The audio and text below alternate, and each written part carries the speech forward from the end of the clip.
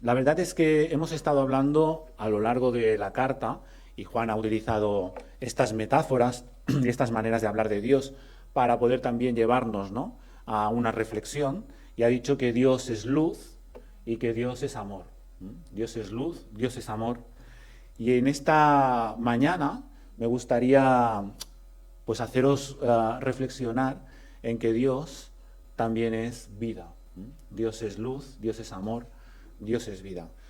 En fin, con lo de luz y amor tendréis que recuperar las predicaciones anteriores que están por el YouTube o por el Facebook colgadas si queréis recuperarlas. Y hoy nos vamos a centrar en este aspecto que tiene que ver con la vida con mayúsculas. De hecho, es Juan, ¿verdad?, quien utiliza esa expresión de vida abundante. Y ya sabéis que las expresiones, las metáforas y las comparaciones que hace Juan pues son significativamente diferentes a la de los sinópticos y tienen vida propia, tienen otro contexto teológico, tienen otro contexto comunitario y probablemente en muchos aspectos están mucho más cercanas a nosotros, quizás por eso a veces nos identificamos, como tantas veces he dicho, con la lectura tanto del Evangelio como de las cartas de Juan, ¿no? Nos resultan a veces más atractivas a la hora de leer a nuestros ojos. Así que me gustaría estar meditando en esta perspectiva de que Dios es vida, y de qué manera Dios, ¿no?, puede ser vida. Y no solamente de que Dios es vida, sino que pretende dar vida y transformar el cosmos, el mundo, desde la vida. Y esa es la referencia también del texto, de cómo acaban estos 6 primeros versículos de este capítulo, ¿no?, con esta referencia al mundo, a esa victoria sobre el mundo, una victoria que la palabra que utiliza es el cosmos, ¿no? Todo lo que es el sistema con el cual está construido este mundo. Por lo tanto, la propuesta o la reflexión de Juan va mucho por aquí. Ciertamente, hay que enmarcarla, como a veces también os he dicho, en el contexto de la carta, que era un contexto de debate teológico sobre el concepto de Jesús, ¿no?, y qué se entendía por Jesús. Desde ese punto de vista tenemos que entender frases como que Jesús vino del agua y de la sangre. Nos ha resultado curiosa, ¿no?, esa afirmación que además el apóstol repite, ¿no?, el agua y la sangre, ¿no? Y básicamente la explico, aunque no iremos por ahí, porque sé que es una frase que suele llamar la atención, ¿verdad? Básicamente lo que está poniendo sobre la mesa es que Jesús no es solamente algo espiritual, no es solamente un concepto metafórico, sino que Jesús vino en carne y en sangre, cosa que en ese momento se ponía en cuestión en este entorno, ¿de acuerdo? Por tanto, Juan está, como ya lo está haciendo a lo largo de toda la carta, dando argumentos para hacer entender que Jesús, bueno, que Jesús no es una idea metafórica, que Jesús no es un espíritu, que Jesús no es ese Jesús que el gnosticismo incipiente trataba de plantear, sino que Jesús era una realidad viva que existió, de la cual mucha gente fue testigo y cuya predicación y vida están ahí para influenciarnos de una manera clara y consistente, ¿no? Así que en ese contexto es donde debemos de interpretar ese tipo de frases. Y también aprovecho en esta pequeña introducción para daros algún pequeño detalle con respecto a los versículos que van después, porque nosotros hemos parado en el versículo 6 y podríamos haberlo hecho en el 7 o en el 8, pero la verdad es que esos versículos que van justo después, muchos lo ponen en cuestión. Son versículos que si los leéis claramente pues son afirmaciones trinitarias, ¿de acuerdo? Y todos los especialistas están de acuerdo que son versículos que se añadieron posteriormente precisamente para afianzar, ¿no?, esa doctrina de la Trinidad. Bueno, no me quiero yo ahora enrollar en cuestiones de texto bíblico, de crítica textual ni de teología, pero ya sabéis que me gusta deciros estas cosas para que crearos al menos la curiosidad por el texto bíblico, para que podáis leer y profundizar en esos argumentos, porque esto que tenemos aquí es muy importante y tenemos que conocer, ¿no?, cómo está compuesto. Pues tenéis que saber que estos versículos muy probablemente se añadieron de manera posterior con una intención, con un debate intencional a posteriori con respecto a la Trinidad. Yo no me quiero perder por aquí, os dejo los detalles para que abundéis, para que tengáis curiosidad por la Biblia, para que vosotros mismos profundicéis en estas cuestiones. Yo quiero centrarme en los versículos que sí tenemos claro que están en la carta de Juan y que sí que son interesantes para reflexionar en este contexto que os decía del Dios de la vida. Y si queréis pasar la primera diapositiva, he planteado un poco esta predicación en torno a 3 imágenes que nos irán acompañando y que tienen que ver con el crecimiento de una planta que bien podría significar metafóricamente nuestro propio crecimiento, ¿verdad? Y es que el texto habla al principio de cómo la fe nos engendra, ¿no? como hijos de Dios, es esa fe que nos da la vida, que nos concibe la vida, que nos hace nacer a una nueva realidad, una realidad que después se irá consolidando y creciendo y que llegará a proponerse como una propuesta transformadora hacia el mundo. Así que vamos a hacer un poco ese recorrido que el mismo texto de alguna manera también hace, ese recorrido de crecimiento, de expansión, y que creo que será fácil también de traerlo a nosotros de manera quizás práctica, ¿verdad?, a las realidades que nosotros vivimos hoy en día.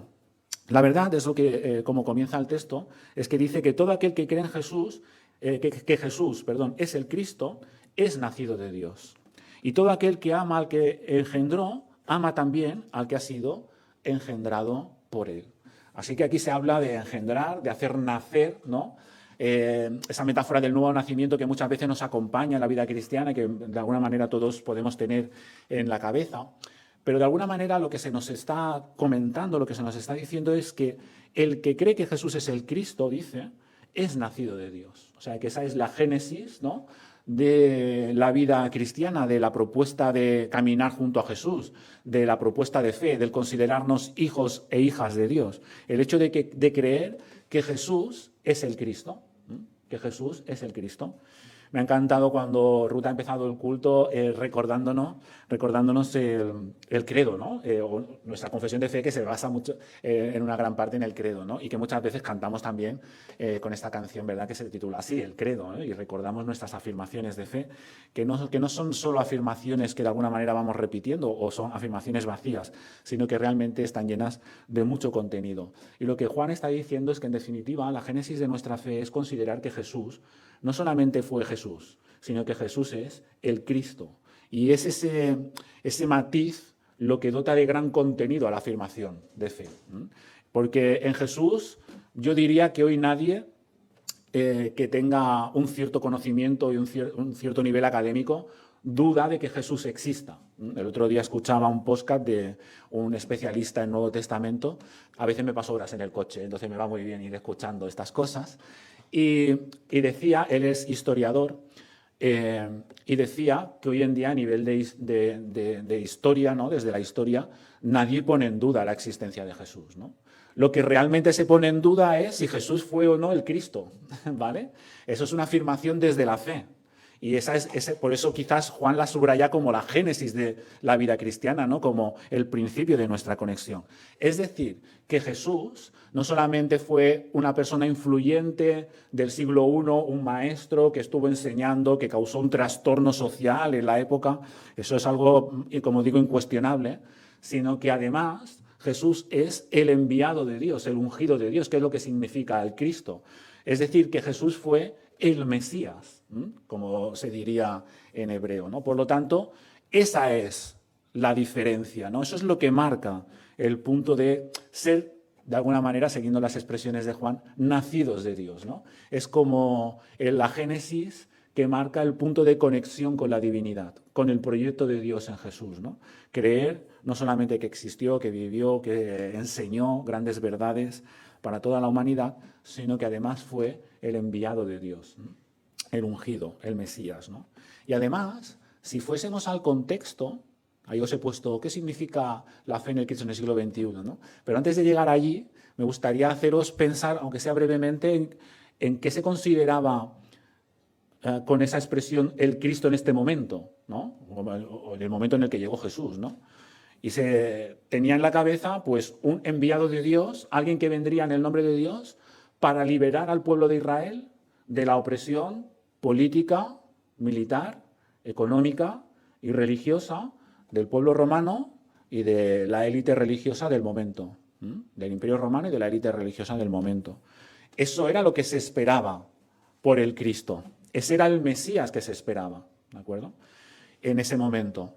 Otra cosa es que, como muchas veces hemos reflexionado, Jesús no cumplió esas expectativas. Jesús, como enviado de Dios, como el que venía en el nombre de Dios, vino a liberar, ciertamente, pero no a la manera en la que se esperaba en aquel momento. Y que tiene que ver mucho con liberar al ser humano y humanizar al ser humano, como muchas veces me gusta utilizar esa expresión, ¿no? Que no es una expresión propia, sino que se la cojo prestada a José María Castillo, que ya sabéis que es un teólogo que me gusta, ¿no? Por lo tanto, ese proyecto de humanización de las personas, ¿no? De liberación de las personas en todas sus dimensiones, desde las dimensiones religiosas con su conexión con Dios, como desde la justicia, como en las cuestiones económicas, desde las múltiples exclusiones a las que se habían sometido en esa sociedad. Sin embargo, la pregunta con la que yo quisiera empezar un poco la reflexión es esta, ¿no? ¿Qué significa la fe en el Cristo en el siglo XXI? Porque, en definitiva, y aunque aquí obviamente estoy dando por supuesta muchísimas cosas, ¿verdad? Considerar a Jesús el Cristo en el siglo I, desde ese concepto que os he estado hablando y desde esa superación del concepto que los evangelios nos hablan, pues está muy bien, pero nosotros no vivimos en el siglo I, vivimos en el siglo XXI. Por lo tanto, ¿qué significa para nosotros considerar a Jesús el Cristo? ¿Desde qué punto nosotros podemos hacer nuestra la fe en Jesús de tal manera que algo brote en nosotros nuevo, algo sea engendrado desde la divinidad y que provoque liberación en nosotros mismos y en las personas que nos rodean? Bueno, hay algunas cosas que podríamos extrapolar del siglo I al XXI, porque muchas cosas, por desgracia, parece que no pasa el tiempo, ¿verdad? Y sigue habiendo opresión de las personas y sigue habiendo aprovechamiento, ¿verdad?, por parte de unos pocos sobre otros, etcétera, etcétera. Pero también hay realidades nuevas que nos tocan en el siglo XXI y que no estaban en el siglo I. ¿Y cómo las plantea o cómo las plantearíamos desde ese concepto de liberación que esperamos en Dios, en el Hijo de Dios, ¿no? ¿Cómo las plantearíamos? Tengo la tentación de decir algunas, ¿vale? Pero algunas ya me las conocéis, porque ya, como estoy en mi casa, ¿verdad? Muchas de mis neuras personales las comento con vosotros con tranquilidad, que para eso estamos en familia, ¿no? Pero no se trata de cuáles son mis consideraciones o mis respuestas aquí, sino cuáles son las respuestas que cada uno de nosotros damos. Porque en definitiva creo que Juan nos llama a ese encontrarnos con la divinidad, a ese nacer, a esa conexión con la divinidad a través de Jesús el Cristo, y por lo tanto ese proyecto de liberación que vemos en los evangelios y que está resumido en Jesús, en palabras y en hechos, de alguna manera nos tiene que tocar, de alguna manera nos tiene que hacer nacer un pequeño fuego en nuestro corazón y una nueva perspectiva, y de alguna manera lo tenemos que proyectar hacia nosotros y hacia los demás, ¿no? Como digo, la tentación es grande de compartir algunos temas, pero de momento os lo dejo a vuestro criterio, ¿vale? Os lo dejo a vuestro criterio. Quizás podría ayudar, aunque no sé hasta qué punto, pero quizás podría ayudar el visualizar a Jesús en el siglo XXI, ¿no? ¿Qué haría Jesús en el siglo XXI? Si Jesús viniese en nuestro tiempo y vistiera como uno de nosotros en nuestra cultura, ¿sobre qué temas pensáis vosotros, habiendo leído los evangelios y considerando, ¿no?, lo que él hizo en su momento, sobre qué temas y sobre qué cuestiones pensáis vosotros que Jesús hablaría? ¿Con qué personas pensáis vosotros que Jesús se relacionaría? ¿A quién invitaría a su iglesia? ¿Con quién haría el pica pica? ¿A quién sentaría en su mesa? Y creo que estas respuestas son relevantes, porque a veces nos escudamos en el Cristo del siglo I, permitidme la reflexión, la expresión, en el Cristo del siglo I, y nos olvidamos del Cristo del siglo XXI, de ese proyecto de Dios que sigue vivo, que sigue tocando corazones, que sigue encendiendo vidas, ¿no? Que sigue, como digo, haciendo brotar una plantita, una nueva vida, una chispa en cada uno de nuestros corazones. Por lo tanto, mi primera cuestión aquí es esta, ¿no? ¿Qué significa la fe en el Cristo en el siglo XXI? Si seguimos con la reflexión, dice Juan que en esto conocemos que amamos a los hijos de Dios, cuando amamos a Dios y guardamos sus mandamientos. Este es Jesucristo, que vino mediante agua y sangre, no mediante agua solamente, sino mediante agua y sangre. Y el Espíritu es el que da testimonio, porque el Espíritu es la verdad. Qué interesante otra vez las reflexiones y las referencias de Juan, y qué frustración tan grande no poder estar tiempo explicando algunas de esas referencias, ¿no?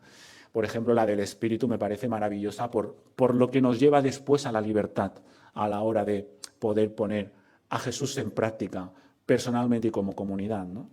Pero por desgracia no tenemos todo el tiempo en las predicaciones para hacer todas esas referencias. Lo que sí que quería era al menos haceros pensar y haceros entender que ese Jesús, esa fe en Jesús como el Cristo, que hace que la chispa empiece a brotar, ¿no? Que la plantita empiece a brotar, que la vida empiece a brotar, de alguna manera nos llama después a que esa chispa continúe y sea transformadora para nuestras propias realidades, ¿no? De hecho, dice, en esto conocemos que amamos los hijos de Dios, cuando amamos a Dios y guardamos los mandamientos, ¿no? Otra vez aprovecho quizás vuestras lecturas sobre el Evangelio para traeros a vuestra cabeza todo eso que tiene que ver con los mandamientos, ¿no? Con amar a Dios y amar al prójimo. Y hace unas semanas pues hablaba Nacho, ¿no? Sobre el tema del amor. Y lo hacía de tal manera que a todos nos dejaba con la inquietud, con el trabajo de dotar de significado también eso, ¿no?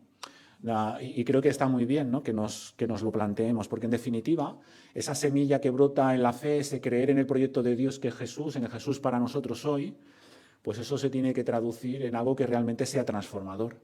Porque si no, al final, creo que acabaríamos yendo a lo que Jesús precisamente vino a combatir, ¿no? Acabaríamos en una religión que quizás te puede hacer sentir la conciencia tranquila, pero que es poco transformadora y que realmente encontramos poco beneficio a la hora de vivir esa fe en Jesús, ¿no?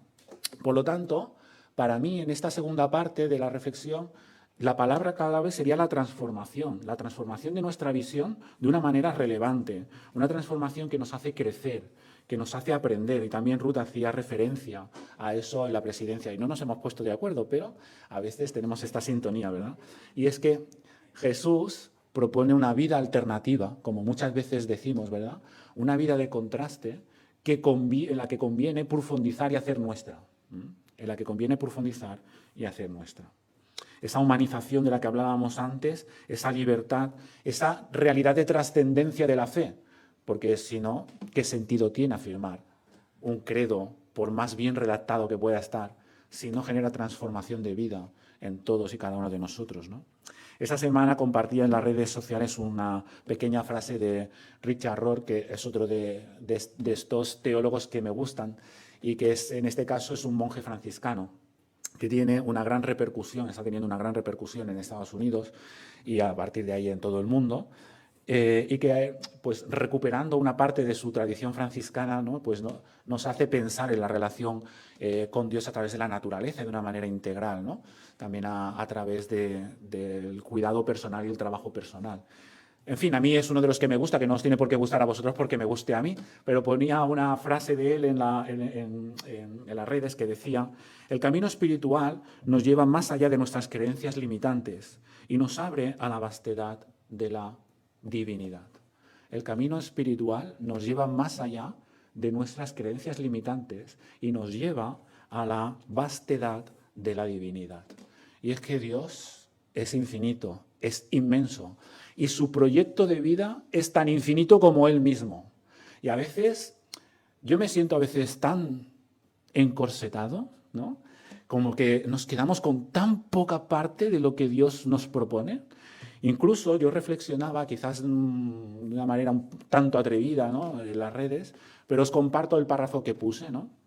Dice que comparto la invitación al constante crecimiento, ¿no? A la que se nos invita, o a la que invitaba Richard Rohr, y dice: pero tengo la triste sensación que la mayoría de las propuestas de las iglesias fomentan justo lo contrario.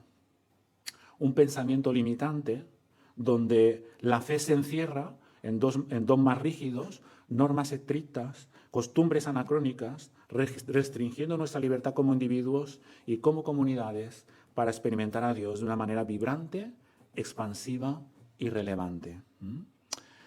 Y, como digo, era una frase contundente, ¿no? Esas frases contundentes. Nada tengo en contra de los credos ni de las tradiciones, si realmente nos inspiran a esta transformación de vida que nos lleven, ¿verdad?, a vivir la vida cristiana de manera expansiva, de manera relevante, de manera vibrante, de manera que sea significativa para nosotros y también para las personas que nos rodean.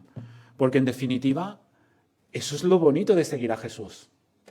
Eso es lo bonito de seguir a Jesús, que es capaz de romper nuestras cadenas, muchas veces en forma de pensamientos limitantes, ¿no?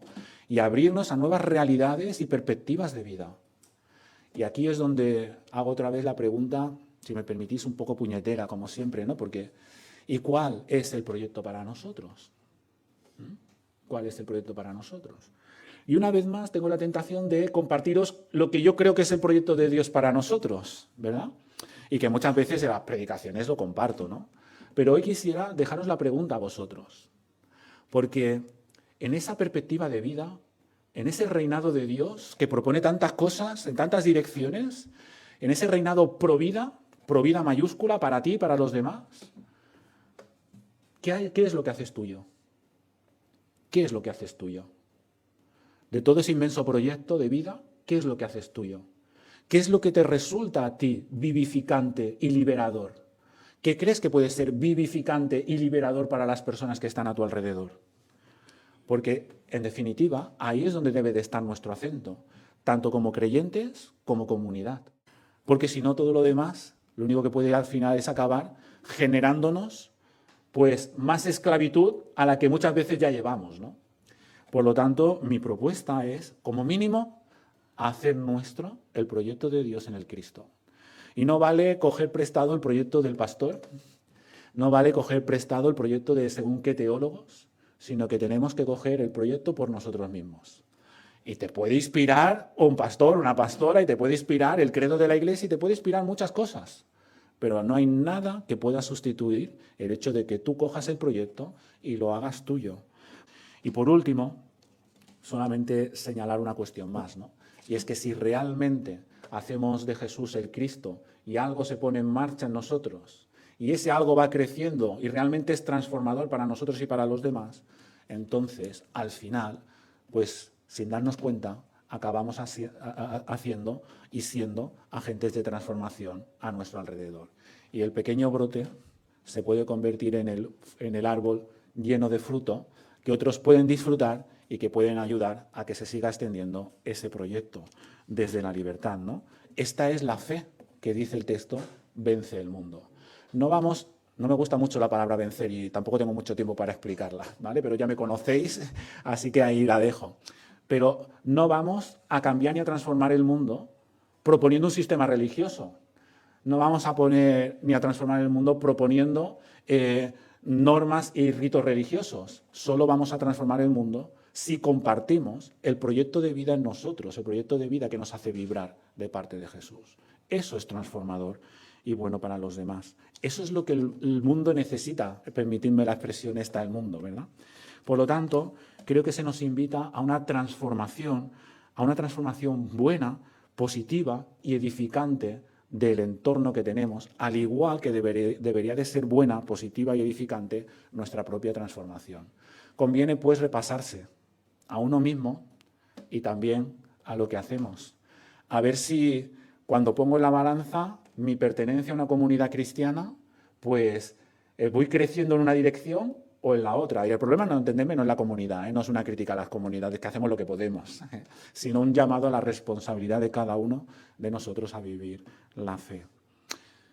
Tomad mi yugo sobre vosotros y aprended que yo soy manso, de mí, que soy manso y humilde de corazón. Mi yugo es fácil y ligera mi carga. ¿No os resuenan estas palabras a la lectura de Juan? Cuando dice también, ¿no?, que su carga es ligera. Resuenan las palabras de Jesús, ¿verdad? Claro, Jesús puede ser lo peor del mundo cuando se vive de tal manera que no produce crecimiento, cuando se vive precisamente para hacerlo servir como pensamiento limitante que no nos permite desarrollarnos, ni crecer, ni vibrar.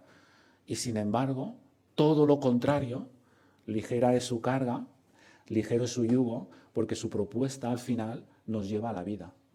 Y cuando uno lo vive desde esa óptica, entonces cambia radicalmente la vivencia de Jesús.